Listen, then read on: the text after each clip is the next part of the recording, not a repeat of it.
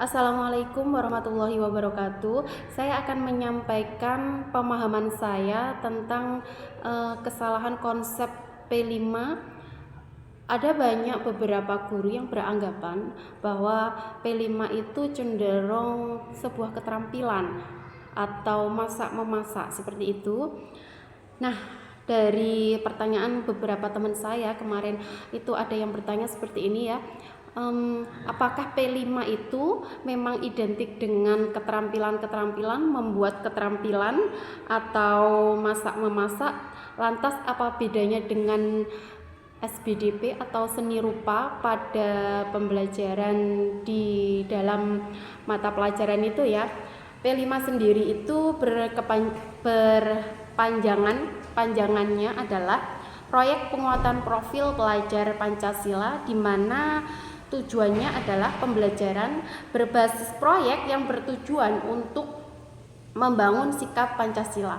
Di dalam P5 itu ada 7 tema, yaitu gaya hidup berkelanjutan, kearifan lokal, Bhinneka Tunggal Ika, bangunlah jiwa dan raganya, suara demokrasi, rekayasa dan berteknologi untuk membangun NKRI, serta berkewirausahaan. Di dalam 1 tahun sekolah itu menentukan 2-3 tema. Jadi misalkan katakanlah paling sedikit 2 lah, itu dari semester 1 apa, semester 2 apa.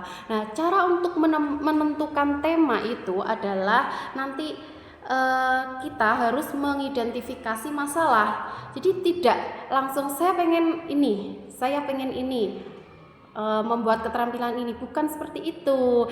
Jadi anak-anak kita arahkan untuk mengidentifikasi masalah yang ada di sekitar lingkungan sekolah. Misalnya di sekolah saya, anak-anak mengidentifikasi masalah yang ada di sekolah saya itu adalah masalah tentang sampah, di mana anak-anak masih belum semuanya mau membuang sampah, dan sampah yang sudah ada di sekolah itu dibuang di pembuangan akhir itu tidak bisa dimanfaatkan secara maksimal.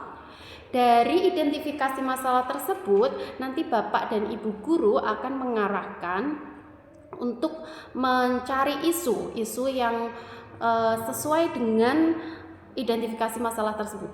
Setelah itu, kemudian anak-anak akan digiring untuk beropini, berdiskusi, menyampaikan pendapatnya, dan kemudian nanti akan terciptalah sebuah tema. Jadi misalkan dalam sampah itu kita buat temanya adalah tentang gaya hidup berkelanjutan, dengan masalah identifikasi adalah sampah yang belum bisa maksimal pengelolaannya.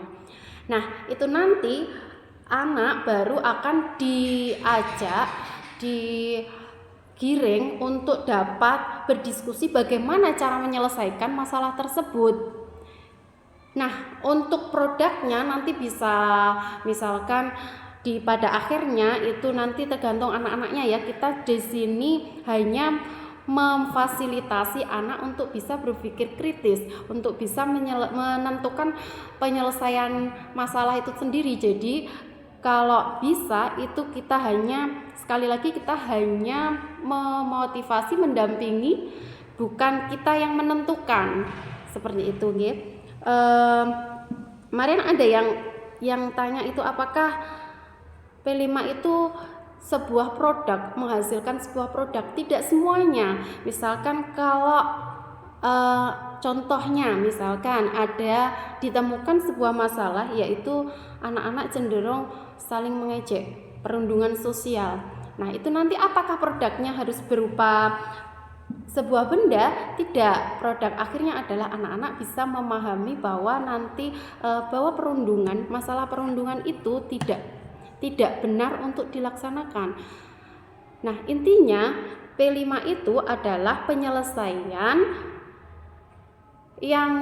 penyelesaian masalah yang terjadi di sekitar lingkungan sekolah. Jadi bukan sebuah keterampilan membuat barang atau masak-memasak seperti itu ya.